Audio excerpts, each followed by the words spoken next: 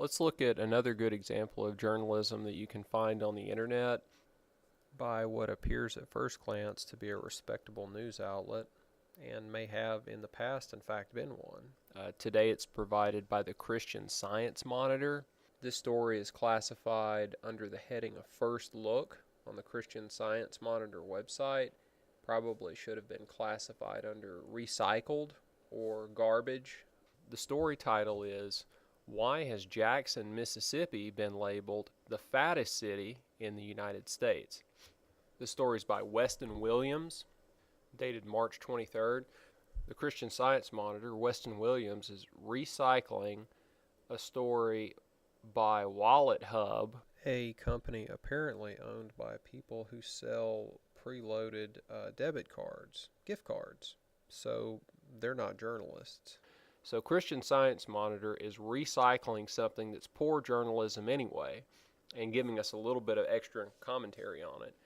The observations by Wallet Hub are that most of the fattest cities in America are in the South.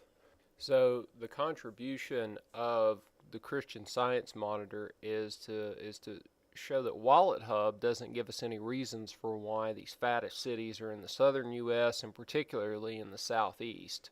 They offer poverty and socioeconomic status as potential explanatory factors, saying that they often play a role in regional obesity rates. Then they quote one of their own stories from 2011, or an editorial rather.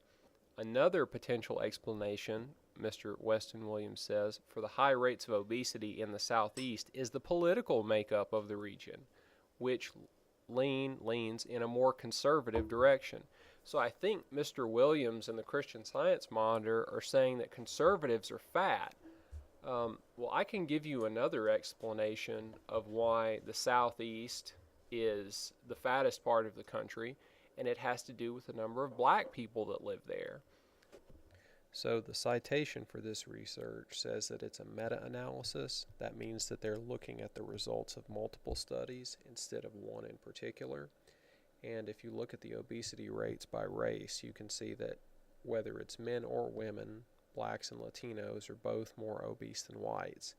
The increase, moving from the category of white women to the category of black women, is 70%. It's getting close to being double.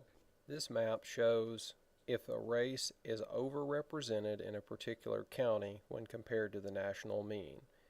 If you see a county that's purple, it means their black population is higher than 13 or 14%, which is the national mean. So if you look at the Southeast, you see a lot of it's purple. The next map is going to be of the overall black population in the counties across the United States. If you look at the Southeast, you'll see that most of these counties are somewhere between 12 and 50%, 12.5%, 50%, which doesn't exist basically anywhere else in the whole country. Some big urban areas, and that's it. But all of these small rural counties have black populations. Some of them even have over 50%. The county I live in is just over 50% black now, I think. Maybe 49%, somewhere between 49 and 52. But this only really happens in the Southeast. So if you put these two things together, the fact that non-Hispanic blacks have the highest rate of obesity of the major ethnic groups in the country, blacks, Hispanics, whites, Asians.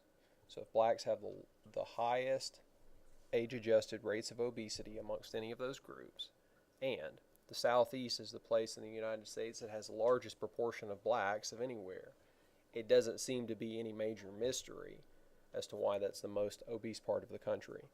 You don't have to come up with crazy theories about conservatism leads to obesity. You can just look at the simple demographics of it and the information the CDC's providing. But if we do Control F and we type in race, we get 0 hits in this article. If we do Control F and type in black, we get 0 hits. If we try African American, we get 0 hits. So the number one explanatory factor for this obesity is not poverty, it's not socioeconomics, it's very simply race. Is it genetic? I don't know. Is it cultural? Yeah, probably more cultural than anything else. But I guess the folks at the Christian Science Monitor are too scared to mention race or whatever, but it's shit journalism, and if they don't want to talk about the number one explanatory factor for this problem that they're focused on, then they shouldn't even write the article in the first place. But it's just recycled trash anyhow. So 0 out of 10 for Christian Science Monitor. It's not science, it's not Christian, they're not monitoring, they're recycling. 0 out of 10, scum of the earth. So my takeaway from this is that the conversation about obesity in the United States needs to be at some level, probably a pretty big level, involved with race and culture.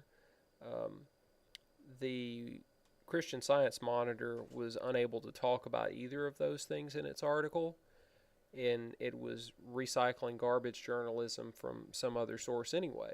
So this brings us back to the same complaint that I had with Yahoo News. Are they idiots?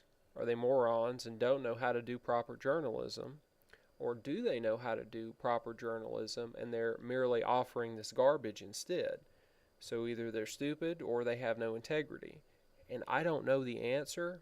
I think it's probably the latter. I think they probably know better, but they've determined that this is the best way for them to make money, and they don't care about spreading lies, misinformation, and leading us down the wrong path and trying to solve any of the social problems that we have.